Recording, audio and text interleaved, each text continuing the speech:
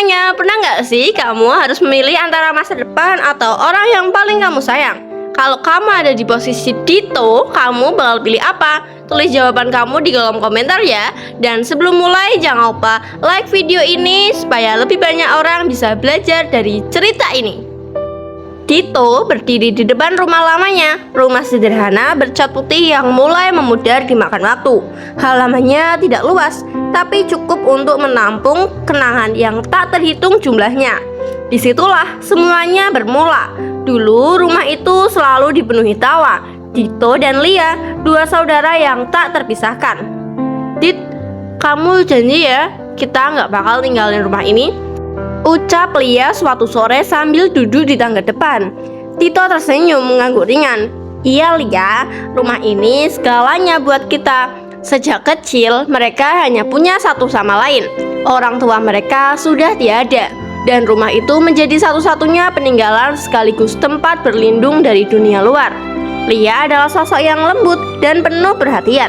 Ia selalu ada untuk Dito, bahkan dalam hal-hal kecil. Sementara Dito lebih tegas dan rasional. Ia merasa bertanggung jawab menjaga semuanya tetap berjalan. Hari-hari mereka sederhana tapi hangat. Memasak bersama di dapur kecil, tertawa karena hal-hal sepele dan saling menguatkan tanpa banyak kata. Namun waktu tidak pernah benar-benar diam. Seiring bertambahnya usia, kehidupan mulai berubah. Kebutuhan semakin besar. Tekanan hidup perlahan masuk tanpa permisi. Dito mulai memikirkan masa depan. Ia ingin hidup yang lebih baik, lebih stabil, lebih pasti. Sementara Lia masih ingin bertahan di rumah itu, menjaga kenangan yang tersisa. Kalau rumah ini dijual, kita bisa mulai hidup baru, Lia, kata Dito suatu malam. Lia terdiam, tatapannya jatuh ke lantai. Terus kenangan kita di sini gimana? Dito tidak langsung menjawab. Untuk pertama kalinya, keheningan di antara mereka terasa berbeda. Bukan lagi nyaman, tapi mulai menyisakan jarak yang tak terlihat. Dan tanpa mereka sadari, rumah yang dulu menyatukan mereka perlahan akan menjadi alasan mereka saling kehilangan. Hari itu Dito pulang dengan langkah lebih cepat dari biasanya.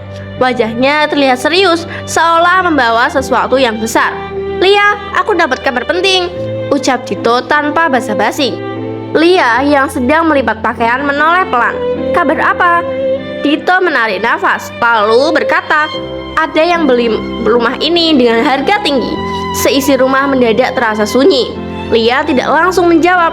Tangannya berhenti bergerak, menatap Dito seolah berharap itu hanya candaan. Kamu serius? Dito mengangguk. Iya, ini kesempatan kita, Lia. Kita bisa keluar dari kesulitan, punya hidup yang lebih baik. Lia berdiri pelan dengan cara ninggalin rumah ini.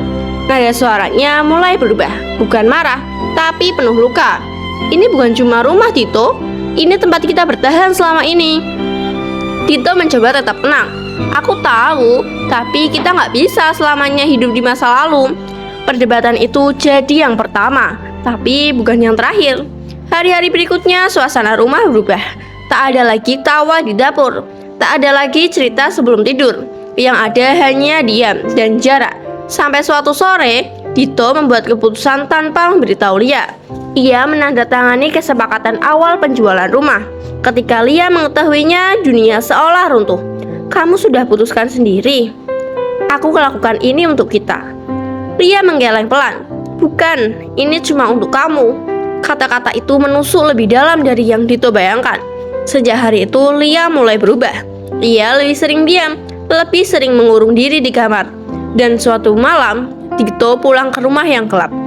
Lia, tak ada jawaban. Kamar Lia terbuka, tapi kosong. Barang-barangnya masih ada, tapi Lia tidak. Di atas meja, hanya ada secari kertas dengan tulisan tangan yang sangat Dito kenal. Kalau rumah ini bukan lagi rumahku, mungkin aku juga nggak punya tempat di sini. Tangan Dito gemetar. Untuk pertama kalinya, keputusan yang ia anggap benar mulai terasa seperti kesalahan besar. Dan ia belum tahu, ini baru awal dari semuanya. Sejak malam Lia menghilang, rumah itu terasa jauh lebih kosong dari sebelumnya.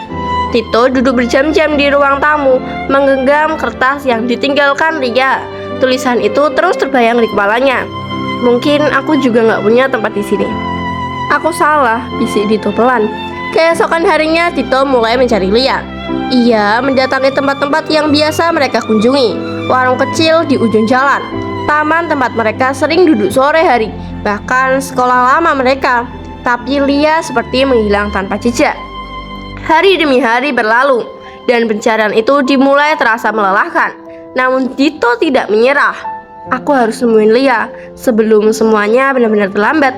Di tengah pencariannya, Tito mulai menemukan hal-hal yang selama ini ia tidak pernah sadari.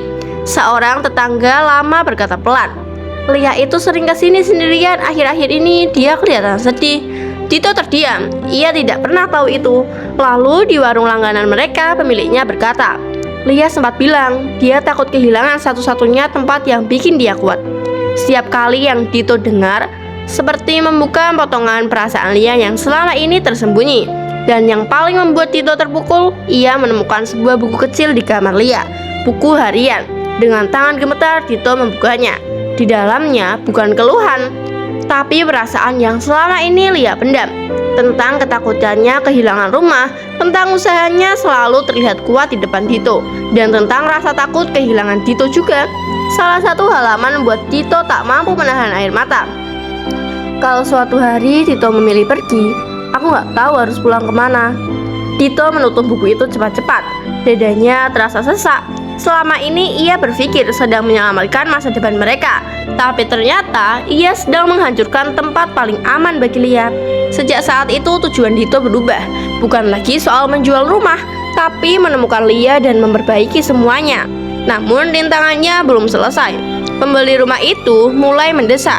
Mereka ingin segera menyelesaikan transaksi. Jika Tito membatalkannya, ia harus menghadapi konsekuensi besar.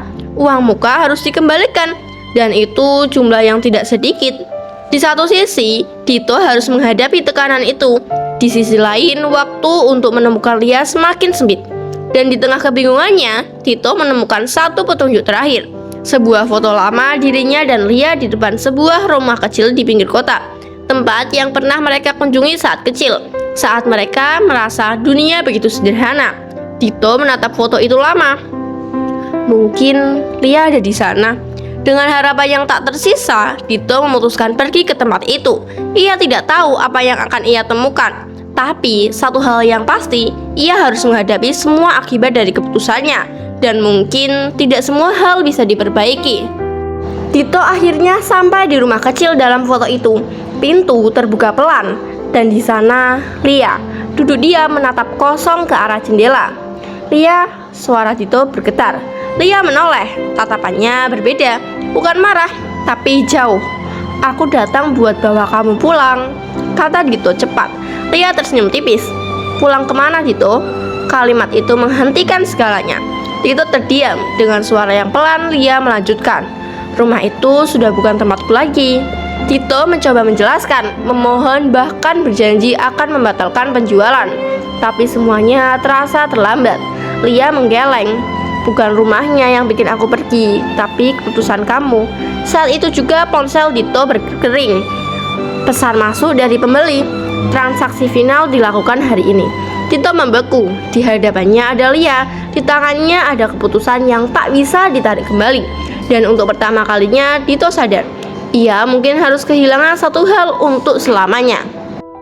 Tito menatap layar ponselnya lama.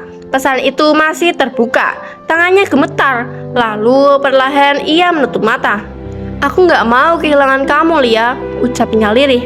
Tanpa ragu lagi, Tito menekan tombol panggilan. "Maaf, saya batalkan penjualan rumahnya." Suara di seberang terdengar keberatan, menjelaskan konsekuensi yang harus ditanggung. Jumlah uang yang harus dikembalikan tidak sedikit. Namun kali ini, Tito tidak mundur. "Saya siap tanggung semuanya." Telepon terputus. Ruangan terasa sunyi. Tito menoleh ke arah Lia. Matanya berkaca-kaca. "Aku salah, tapi aku masih mau benerin semuanya. Kalau rumah itu satu-satunya tempat kamu merasa punya rumah, kita pertahankan." Lia terdiam. Untuk pertama kalinya sejak mereka bertemu lagi, matanya mulai basah. "Kamu yakin?" Tito mengangguk. "Kita mulai lagi dari awal." Perlahan jarak di antara mereka mengecil.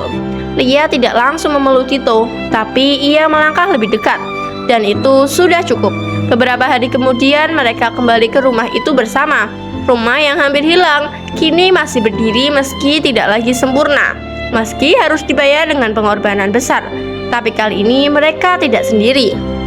Rumah itu masih berdiri, catnya tetap memudar, atapnya masih bocor di beberapa bagian, tapi kini terasa hangat lagi. Tito dan Lia duduk di dekat tangga. Seperti dulu, tak banyak kata, tapi kali ini tak ada lagi jarak. Tito akhirnya mengerti, rumah bukan tentang dinding atau harga, tapi tentang siapa yang tetap tinggal meski semuanya hampir hilang. Dan Lia pun belajar bahwa pergi bukan selalu jawaban. Kadang bertahan adalah bentuk keberanian. Mereka tidak kembali ke kehidupan yang sempurna, tapi mereka kembali satu sama lain. Dan itu lebih dari cukup. Kadang yang kita anggap benar justru jadi penyesalan paling terbesar. Kalau cerita ini menyentuh hati kamu, jangan lupa like, komen, dan subscribe ya, supaya kamu nggak ketinggalan cerita-cerita penuh makna lainnya. Tulis di kolom komentar, aku pilih keluarga, kalau kamu setuju bahwa orang yang tersayang lebih penting dari segalanya. Dan buat kamu yang sudah like video ini, semoga segala masalahmu dipermudah, hatimu dikuatkan, dan kamu selalu dikelilingi orang-orang yang tulus menyayangimu. Sampai jumpa di cerita berikutnya.